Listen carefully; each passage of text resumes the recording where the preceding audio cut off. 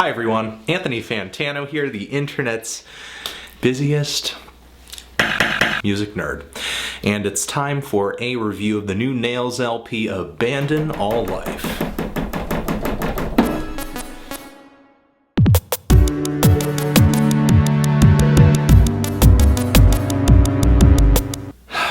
Nails is a California loud rock trio whose music feels like this.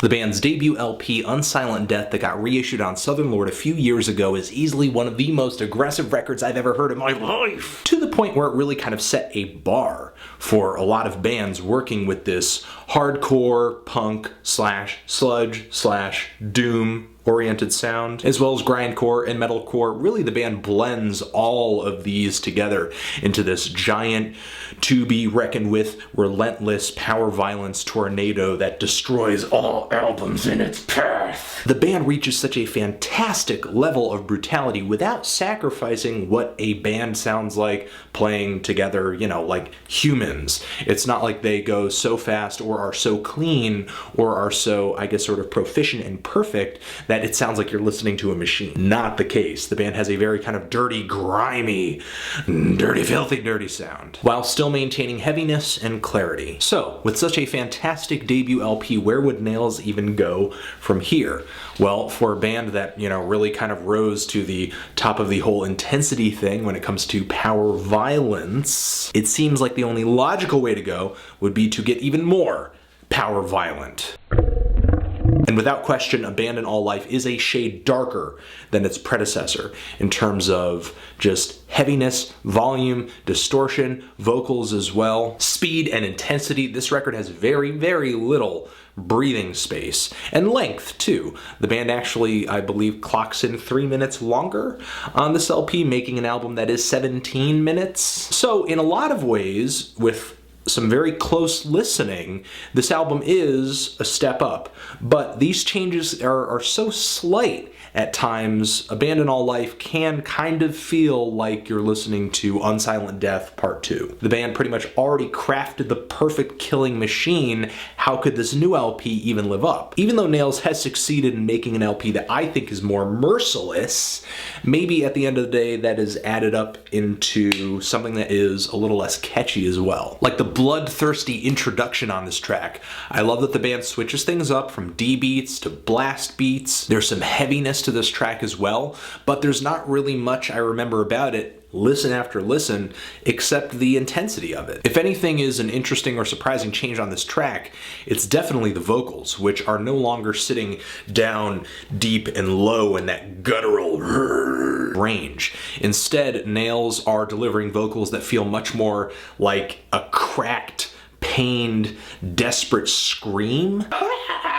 In some ways, it's a little more attention-grabbing, but I actually prefer to hear that kind of angry, low, sort of vein popping out of your head vocal delivery. Though I will say that some people listening may feel that this sort of different vocal approach makes this LP a little more manic. Now, even though I like this track, I have to say that Nails hasn't really succeeded in doing anything that wasn't already done more interestingly on their debut. The song Absolute Control that comes up later doesn't really feel all that inventive either, but almost to the point where I feel a little bored when listening to the track. The song Pariah as well, which I think could have used a little more changes outside of the D beat that seems to constantly be banged into the listener's head throughout the song's very short length. And the song Tyrant, which also is really nothing new, but I still feel nails it with its 45-second length, has these awesomely heavy, sludgy, and catchy riffs at its very end, even though I like it. You know, I can't really sell it as something that feels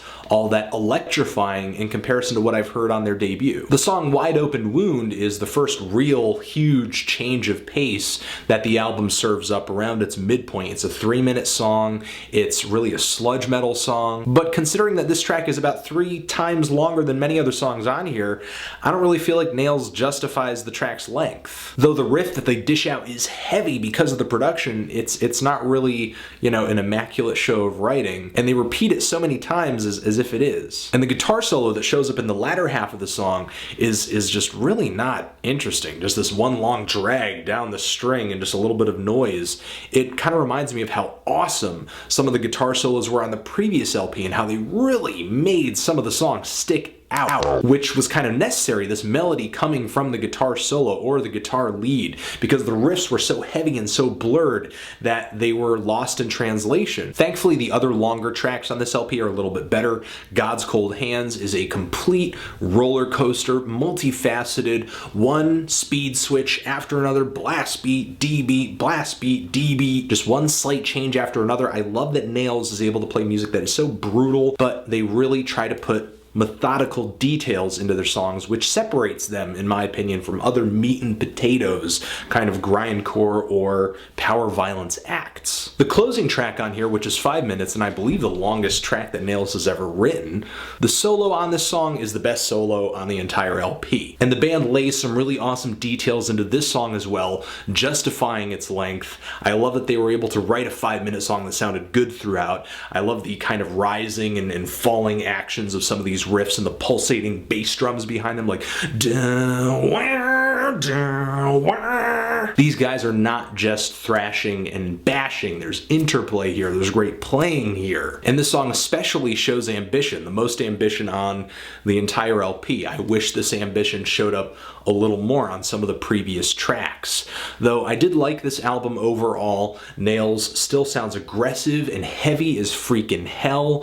For sure, that's gonna please fans. Still, this new LP for me is just nowhere near as memorable. Certainly very, very likable, but I just feel that the band didn't push themselves to make improvements that would have made this album a bold advancement past Unsilent Death. In a lot of ways, this LP feels kind of identical to Unsilent Death, which is fine if that's what fans are looking for. It's just not exactly blowing me away personally, and that's all. You know, there's nothing wrong with that. It's still a solid LP.